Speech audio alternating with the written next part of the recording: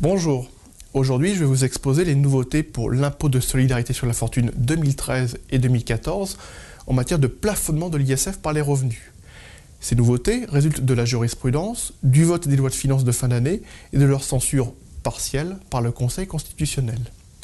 Le dispositif est toujours codifié à l'article 885V bis du Code général des impôts et l'évolution récente s'est déroulée en plusieurs étapes. Dans un premier temps, la loi de finances pour 2013, l'année dernière donc, a réintroduit un dispositif de plafonnement de l'ISF par les revenus. Le cumul de l'ISF, de l'impôt sur le revenu et des prélèvements sociaux ne peut pas excéder 75% du total des revenus nets de frais professionnels de l'année précédente. Dans le cas contraire, le montant de l'ISF est réduit.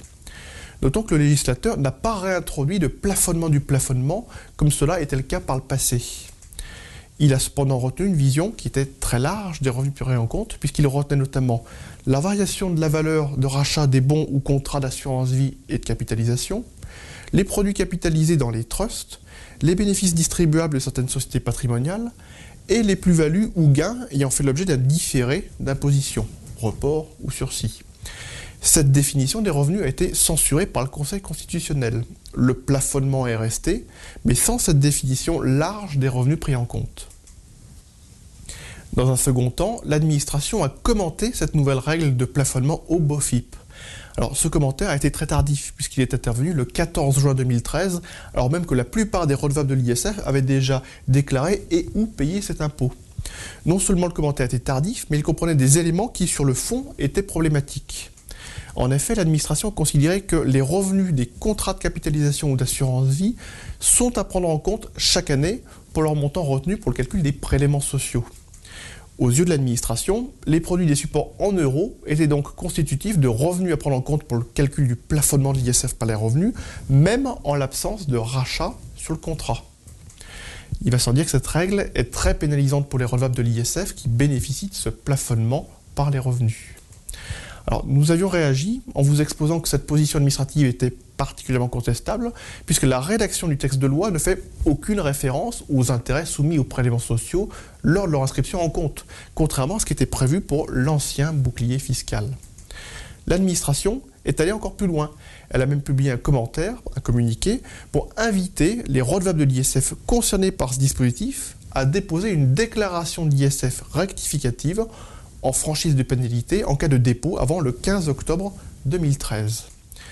La juridiction administrative a été saisie avec un recours contre cette doctrine pour excès de pouvoir et le Conseil d'État a jugé le 20 décembre 2013 que la position administrative est illégale.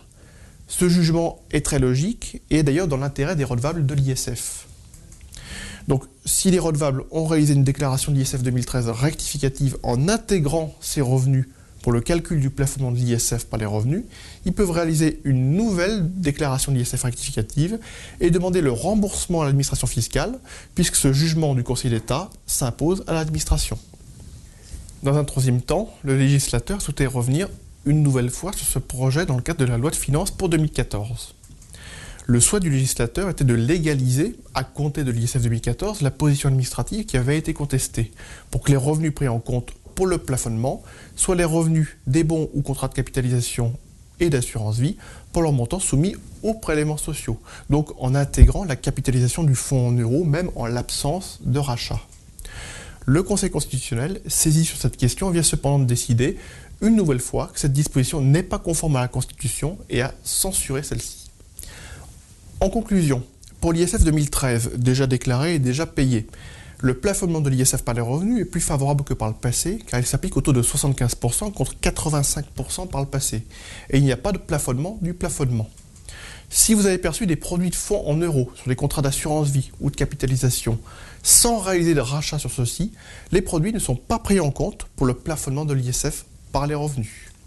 Si vous bénéficiez de ce dispositif et que vous avez réalisé une déclaration rectificative d'ISF pour les prendre en compte, vous pouvez déposer une réclamation auprès des services fiscaux pour faire restituer tout ou partie de l'ISF que vous avez payé à tort. Pour l'ISF 2014, la règle sera la même.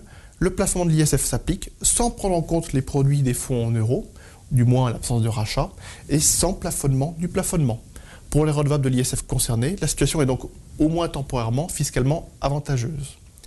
N'hésitez pas à consulter votre conseiller sur ce sujet. Merci et à bientôt.